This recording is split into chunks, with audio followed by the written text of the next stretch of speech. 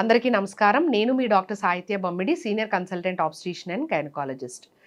So బిడ్డ కదలికలు అనేది ఏ తల్లికైనా అదొక మధురమైన అనుభూతి.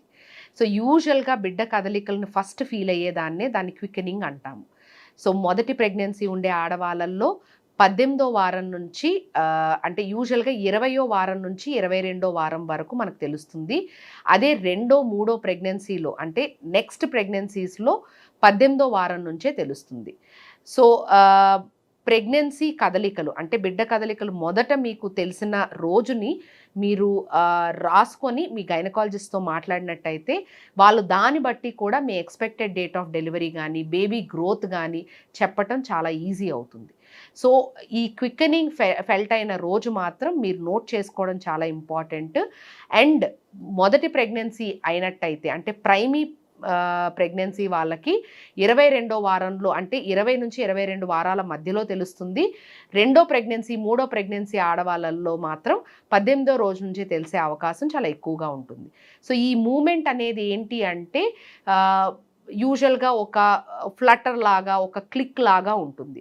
సో మూమెంట్ అంటే ఏదో పెద్దగా మీకు తెలిసే అవకాశం అనేది ఉండదు.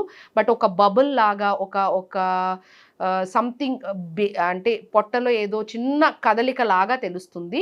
సో దాన్నే మనం క్వికెనింగ్ అంటాం.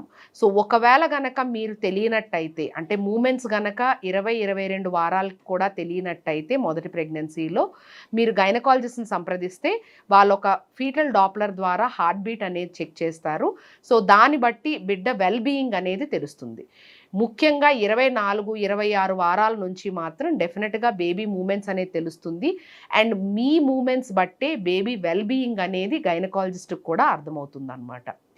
సో బిడ్డ కదలికలు 28 వారాల తర్వాత మీకు తక్కువగా ఉంది, లేదంటే ఏదైనా ఇబ్బంది ఉంది అంటే మాత్రం తప్పనిసరిగా మీరు గైనకాలజిస్ట్‌ని సంప్రదించాల్సి ఉంటుంది. వెంటనే ఆలస్యం చేయకుండా. లేదు 20, 22 వారాలకు కూడా మీకు తెలియలేదు అంటే మాత్రం ఒకసారి డాక్టర్ గారిని కలిస్తే వాళ్ళు మీకు చూసి హార్ట్ బీట్ కనుక బాగుంది అంటే కొంతమంది ఆడవాళ్ళలో అంటే అబ్డామినల్ వాల్ ఎడీమా కనుక ఎక్కువగా ఉంది, లేదంటే ఒబిసిటీ ఉన్నారు, వాళ్ళ బిఎంఐ ఎక్కువగా ఉంది అంటే కూడాను వాళ్ళల్లో కొంచెం బిడ్డ కదలికలు త్వరగా తెలియటం అనేది కొంచెం లేటుగా తెలిసే అవకాశం అనేది ఎక్కువగా చూస్తూ ఉంటాం. Thank you.